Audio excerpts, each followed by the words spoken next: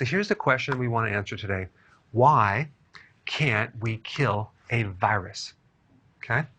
Well, it's because viruses are not alive in the first place.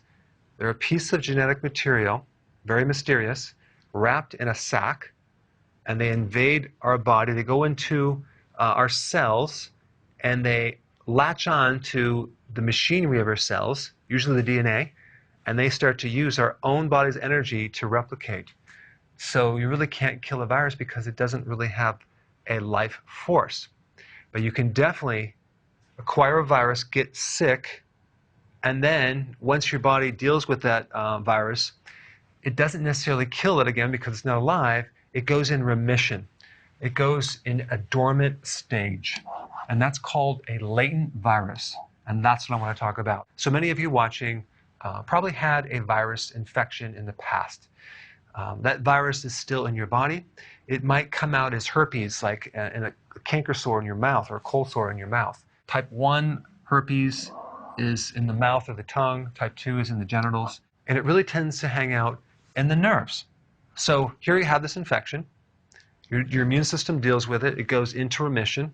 And it just sits there and it waits. And it waits. And it waits until you're run down, you're stressed out, and you're tired, and you're sick, and you're nutritionally deficient. And then it comes out and gets reactivated.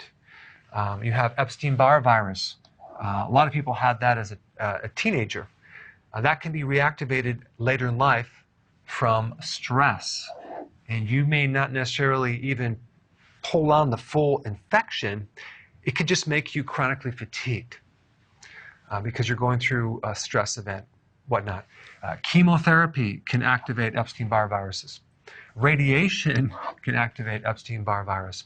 Then you have human papillomavirus. 90% of the population has this virus in their body, and that can be reactivated through stress.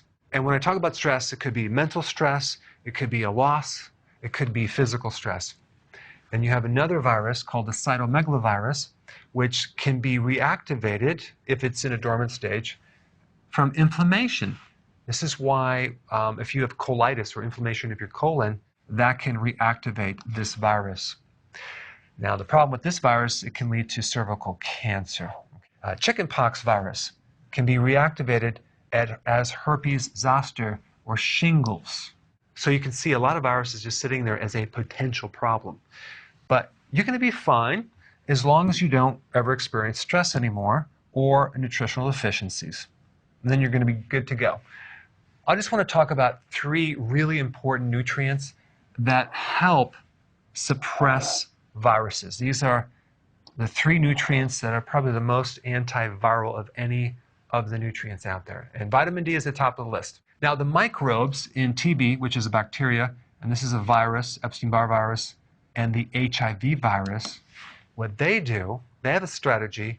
They decrease the receptor for your vitamin D, called the vitamin D receptor. In other words, if this is the receptor right here for vitamin D, they will somehow block this so you don't get vitamin D. So you're going to be vitamin D deficient, and then these things will survive. This is kind of a survival mechanism by these pathogens right here.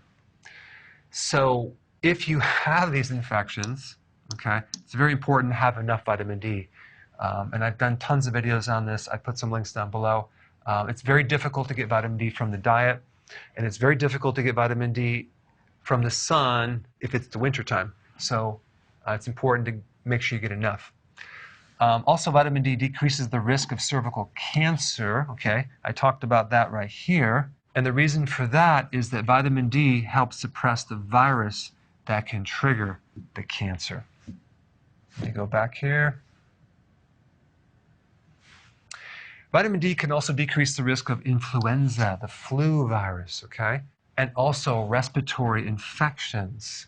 It can help protect you and almost bulletproof yourself against respiratory infections. Zinc is the next most important mineral to talk about in relationship to viruses because it can decrease the frequency of that virus getting reactivated, the duration of the time that it is in activation, and it can also decrease the severity of the symptoms, especially with herpes and shingles, which is along the nerve roots.